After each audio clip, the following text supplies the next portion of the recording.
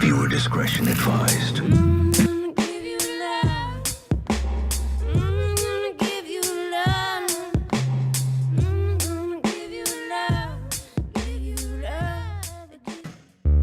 Hello everyone, welcome back to my freak show. Let's review episode 5 of AHS titled Red Dawn. Thank you so much for your patience while waiting for this review. Man, I missed last season when I got up at 2 a.m. on Wednesday mornings to watch the episode, and then I'd have the review done before lunch. Now it feels like it takes like 2 or 5 days to get a review out. Damn you, FX Plus, for no longer being available. Episode 5 starts with our girl Frida. That's a little acronym for fake Rita. Thank you so much to Debbie Ebby Babebi for placing that notion inside my head. Frida is stalking out who we presumed was her cheating lover, but ended up being her cheating father.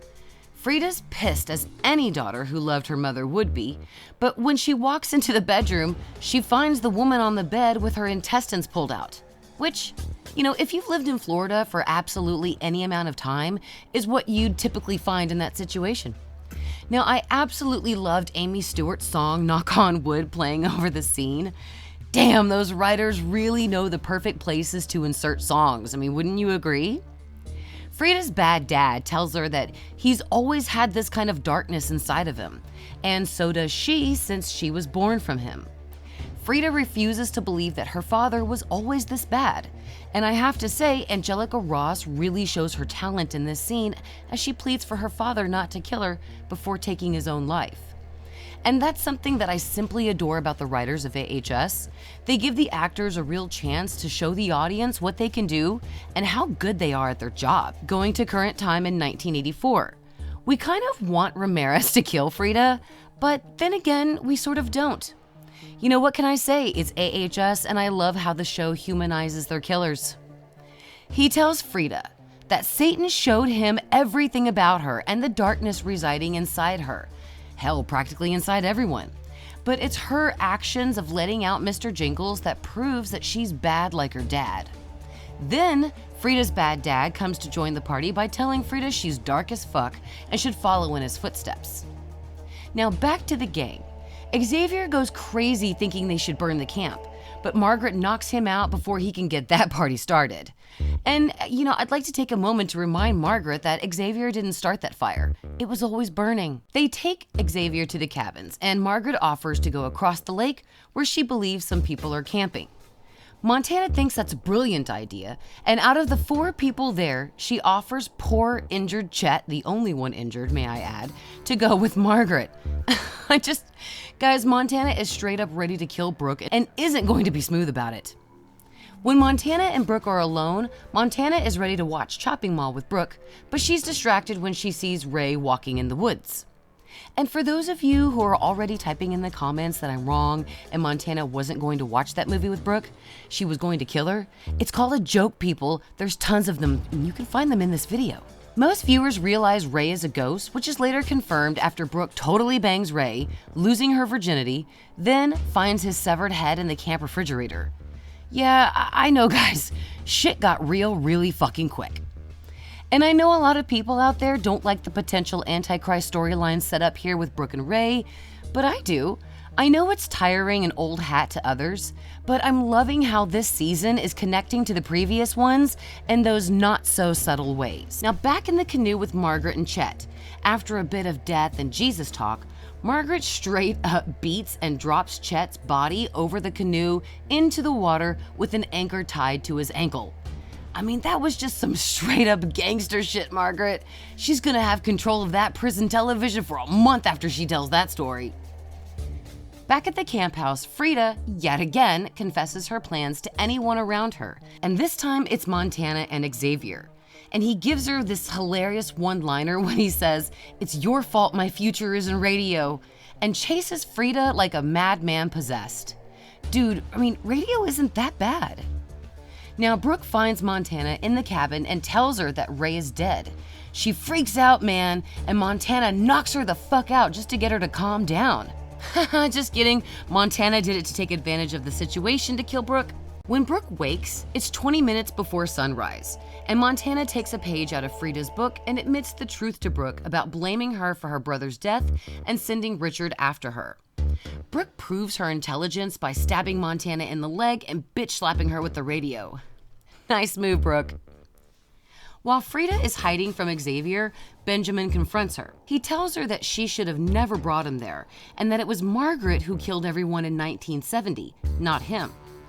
Frida rightfully blames herself for everything going on in the present, and gives Benjamin permission to kill her, which he refuses, telling her that she has to live with what she's done. Now, back to the bad bitches of Camp Redwood. Brooke alerts Montana to her whereabouts, and Montana is like a Terminator on crack when she tackles Brooke.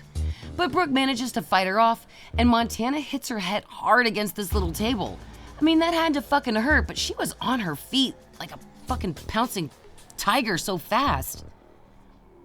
Now, it's at this point that we do have another fight in progress between Margaret and Benjamin, but Xavier unknowingly saves the wrong person. He kills Benjamin using a bow and arrow, much better than Katniss ever did, if I have to say so myself, and saves Margaret, who thanks him by slitting him stem to stern. I mean, I think he would have preferred a delivery from Tiff's Treats, Margaret, but, what you did, I guess, is, for you, girl. You do you, boo. Before he dies, Ramirez appears to Benjamin, asking him if he accepts Satan as his lord and master. And before we get an answer, the scene cuts away, though we will get an answer shortly. Holy shit, y'all, I know I joked about it before, but what parents in their fucking right minds would ever send their kid to a camp with a history like Camp Redwood? And the answer to that is a busload. These cute little kids are so happy and excited to be going to Camp Redwood, but their excitement is turned into horror very quickly when they roll into the final girl moment of the episode. Montana has chased down Brooke, stabbing her in the upper right side of her chest.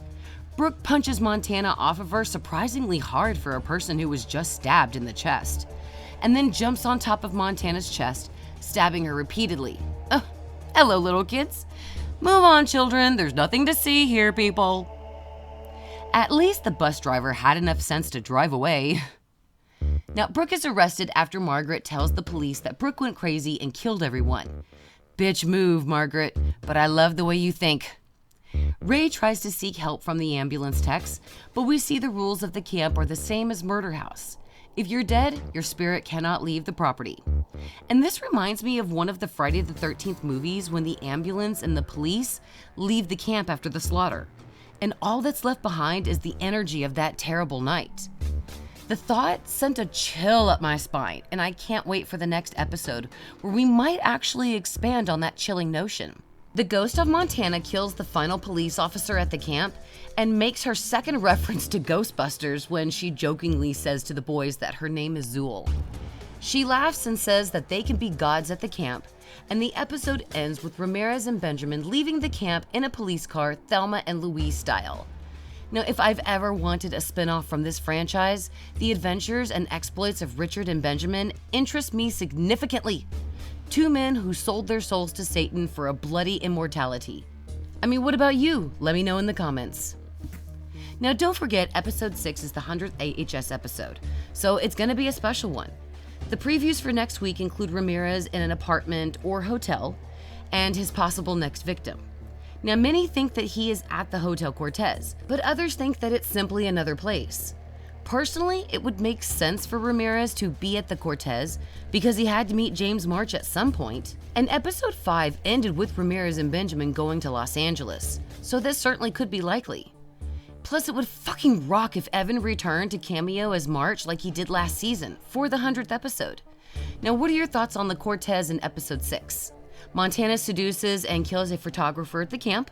Now, I don't think the camp is slated to reopen in the next episode, seeing as the words "keep out" are spray painted on the window behind the photographer. So I think he's a curious tour kind of guy, sort of like the couple at the beginning of Asylum. And Xavier loves killing and kills a woman that we don't recognize, giving credence, of course, to the theory that I just mentioned about curious visitors. And Ray straight up doesn't like the way Xavier and Montana revel in killing. Now, in my humble opinion, I give this episode a strong 9 for the fights, kills, murder house, hotel, and Roanoke connections. I strongly speculate that next episode will be very much like Apocalypse Episode 1, with every season included in the episode. And if you don't know what I'm talking about, there's a link to that video in the description. Go check it out. Now, I'm still absolutely in love with this season. Though we might not get to see Brooke again until later in the season, I love going with the way the blood flows this season. The kills, the storyline, the connections, the backstories, and all the fucking killers in one place.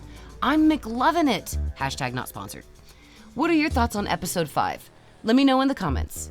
And if you liked my review and synopsis, click that like button, or you can take it one step further and become a patron. For only $1, you get exclusive live streams and videos and exclusive looks at my content. And I'd like to thank some of my patrons, such as Murder Motel, Alicia, Mia, and baby Jalen George, Diana Fitzgerald, Danny Laguerra, Notel Hotel, Irish Melly, Casey Carther, Michael Mullins Wright, Dawn Ford, Miss Bellatrixa, Jill Post, Lauren Quill, Kelly Ballinger Mountford, Kimberly Broadno, Bianca Spooks, Mike Gedney, Andrew Venom, Kevin Odom, Stephen Wessel, Deep Thinker and Hogwarts Pupil, and of course, Debbie Ebby Babebby. To become a patron and earn tons of rewards and live streams, just click on the Patreon link in the description.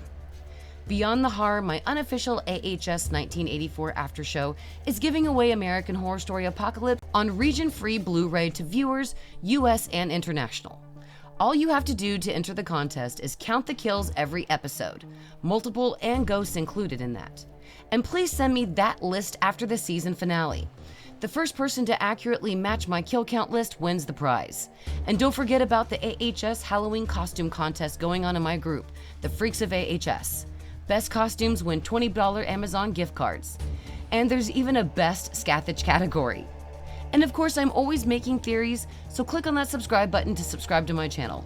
Thank you so much for watching, and of course, beware of the tearjerker watching our girl, Sexy Scathach. Beware of Sexy Scathach.